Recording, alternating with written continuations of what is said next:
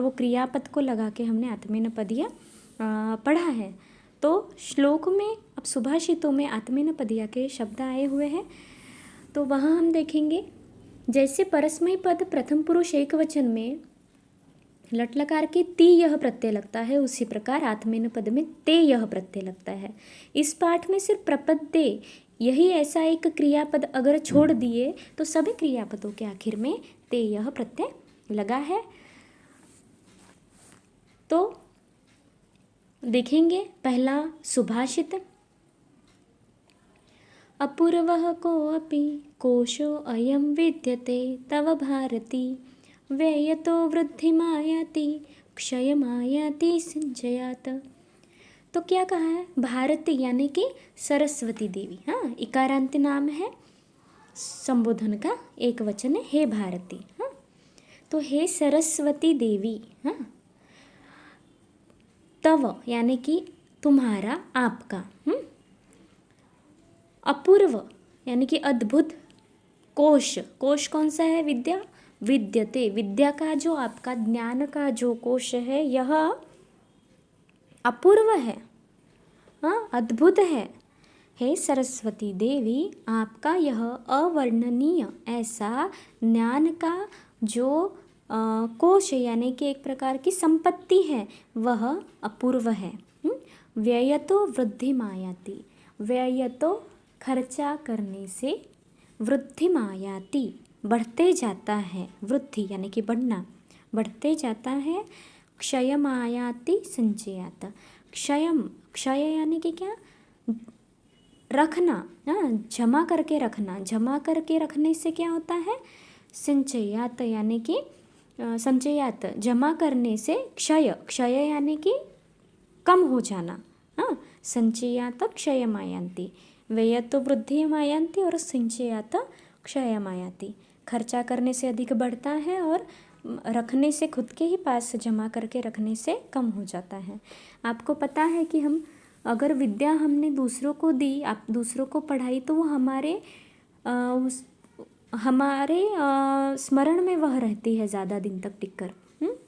तो इसी प्रकार यहाँ पर सरस्वती देवी को कहा गया है कि तुम्हारा यह जो अवर्णनीय है ऐसा जो ज्ञान का भंडार है वह बहुत ही अपूर्व है, खर्चा करने से अधिक बढ़ता है और रखने से कम होते जाता है, खत्म होते जाता है।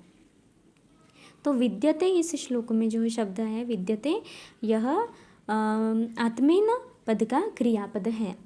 अब देखेंगे दूसरा सुभाषित, कुसुमं वर्णसंपन्नं गन्धहीनं न शोभते, न शोभते क्रियाहीनं मधुरं वचनं तथा।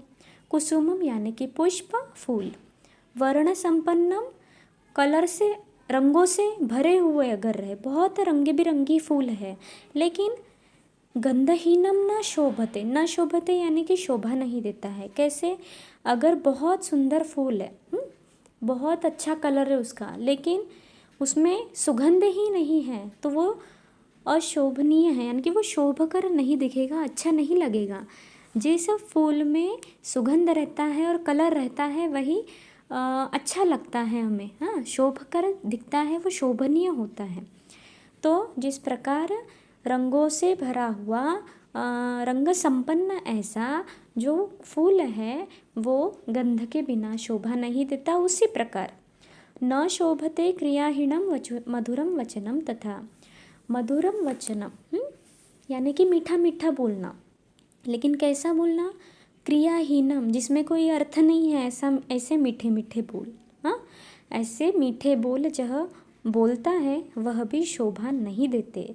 यानी कि अगर आप किसी से कोई वादा करते हो कि मैं आपके कठिन समय में आपको काम आऊँगा या फिर मैं बहुत पढ़ाई करूँगा, लेकिन आप वो आपके बोलने पे आप स्थिर नहीं हो, आप वो करते नहीं हो, यानी कि वो जो आपने बोला था वो क्या हो गया, क्रियाहीन हो गया, यानी कि उसमें कोई अर्थ ही नहीं था।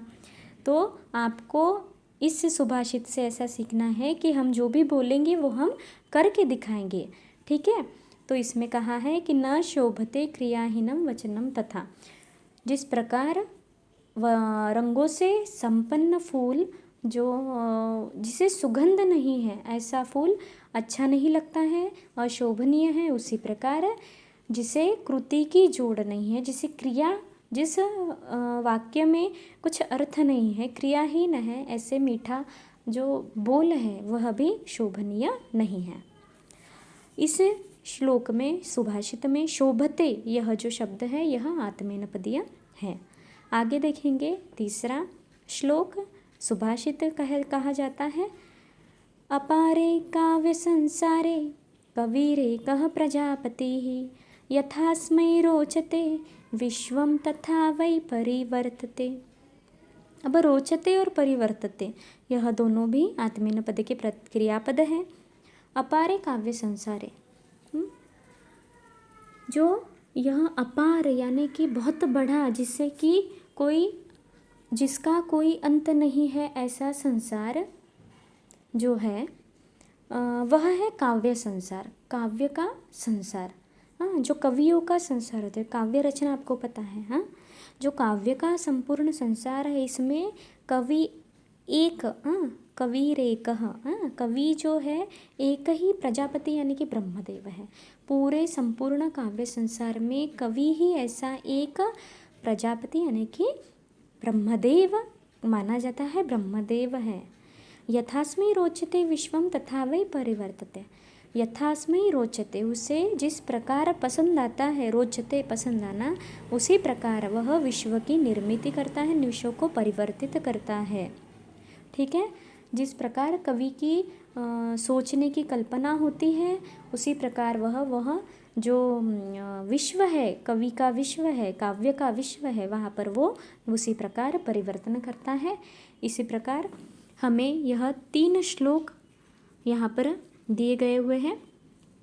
आगे के चौथा और 5वां श्लोक आपको इस साल नहीं है, तो यह 3 श्लोक आप अच्छे से याद करें और उसके अर्थ याद करें। धन्यवाद।